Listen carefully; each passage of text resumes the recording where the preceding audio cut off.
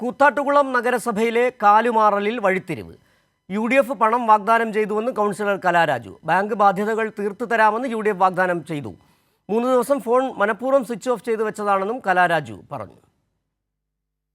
അവർ ബാങ്കിന്റെ അതിന്റെ എല്ലാത്തിന്റെയും കൂടെ നിന്ന് നമുക്ക് എല്ലാം അന്വേഷിക്കാമെന്നുള്ള ഒരു വാഗ്ദാനം.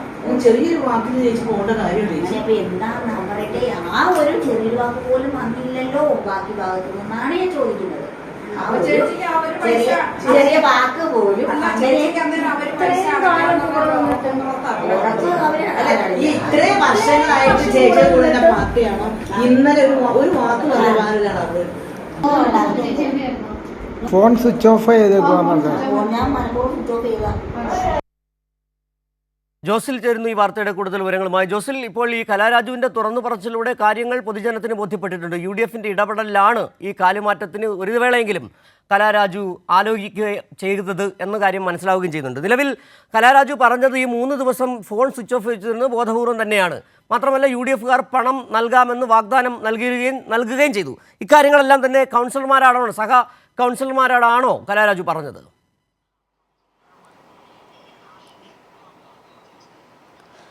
തീർച്ചയായിട്ടും സിജു, കൂത്താട്ടുകുളം നഗരസഭയിലെ ഈ കൗൺസിലർ കലാരാജുവിൻ്റെ സാമ്പത്തികമായ ദയനീയാവസ്ഥയെ കോൺഗ്രസ് മുതലാക്കുകയായിരുന്നു എന്നുള്ള CPIMന്റെ ആരോപണത്തിന് അടിവരയിടുന്ന ദൃശ്യങ്ങളാണ് ഇപ്പോൾ പുറത്തു വന്നിരിക്കുന്നത്.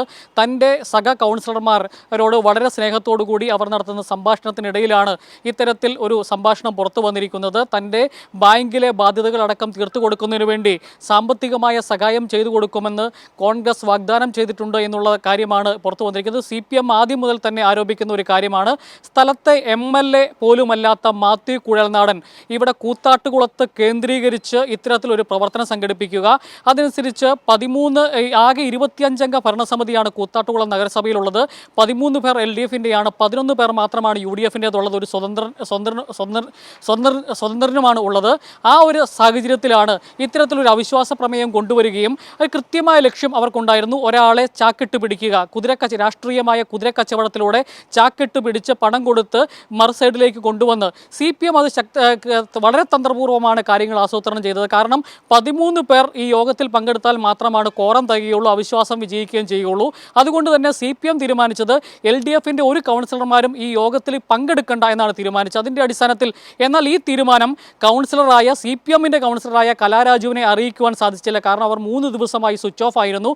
അതിനുശേഷം 2 കൗൺസിലർമാരെ UDF കൗൺസിലർമാരുടെ നടുവിൽ കാറിൽ വന്നിറങ്ങുമ്പോൾ ഈ പാർട്ടി തീരുമാനം, അതായത് പാർട്ടിയുടെ വിപ്പ് ഇത്തരത്തിലാണ്. അതായത് ഈ യോഗത്തിൽ പങ്കെടുക്കേണ്ട, ഈ കൗൺസിൽ യോഗത്തിൽ പങ്കെടുക്കേണ്ട എന്നുള്ള പാർട്ടി തീരുമാനം അറിയിക്കുന്നതിന് വേണ്ടിയാണ് നഗരസഭാ ചെയർപേഴ്സണായ വിജയ ശിവനും അതുപോലെ തന്നെ മറ്റ് വനിതാ കൗൺസിലർമാരും ഈ കലാരാജുവിൻ്റെ അടുത്തേക്ക് ചെല്ലുന്നത്. ആ സമയത്താണ് ഈ ചെയർപേഴ്സണെ അടക്കം ചവിട്ടി വീഴ്ത്തിക്കൊണ്ട് അക്രമം അഴിച്ചുവിടുന്നത് കോൺഗ്രസ്. അതിനുശേഷം ഈ സഹ കൗൺസിലർമാരോടൊപ്പം പാർട്ടി ഓഫീസിലെത്തി വളരെ സൗഹാർദ്ദത്തോടു കൂടി സംസാരിച്ച് 4 മണിയോടുകൂടി തന്നെ ഇവരുടെ വീട്ടിൽ കൊണ്ടുപോയി ആക്കുകയാണ് ചെയ്തത്. ഈ കലാരാജുവിൻ്റെ വീട്ടിൽ CPM ആണ് കൊണ്ടുപോയി ആക്കിയത്. അതിനുശേഷം 5 മണിയോടുകൂടി വീണ്ടും ഇവരുടെ വീട്ടിലേക്ക് കോൺഗ്രസ്സുകാരെത്തി ഇവരെ ചട്ടം കെട്ടി അവരെ കോൺഗ്രസ് നേതൃത്വത്തിലുള്ള അജയ് തെറയിൽ ചെയർമാനായിട്ടുള്ള ഒരു ഇന്ദിരാഗാന്ധി കോപ്പറേറ്റീവ് ഹോസ്പിറ്റലിലേക്ക് കൊണ്ടുപോയി അവിടെ വീണ്ടും ഇവരെ CPM പ്രവർത്തകർ ആക്രമിച്ചു, കാലിന് പരിക്കേറ്റു, നടക്കാൻ പറ്റില്ല എന്നുള്ള എല്ലാം പറഞ്ഞുകൊണ്ട്